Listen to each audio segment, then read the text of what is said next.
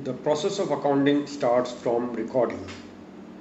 Recording is the recording of financial information. When some transaction is occurred, when some transaction takes place, if it is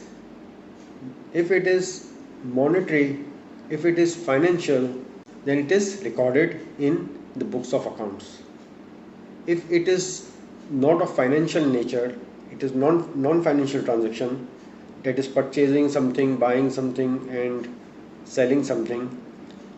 If it is financial, then it is recorded in the books of accounts. Else, if it is not financial, it is non-monetary, then it is not recorded in the books of accounts.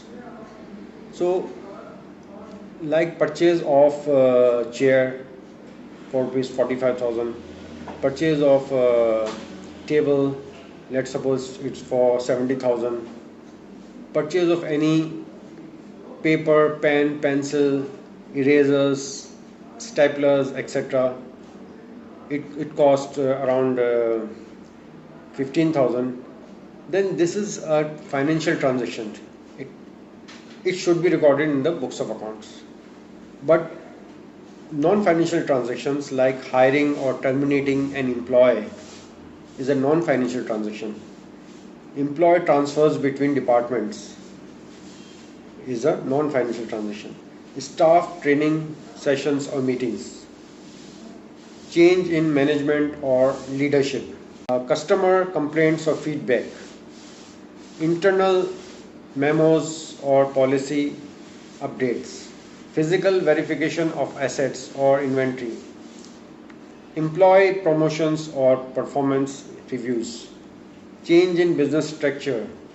These are examples of non-monetary transactions. To be a part of accounting, the transactions must be monetary. It should be financial, and this part of recording is also known as bookkeeping.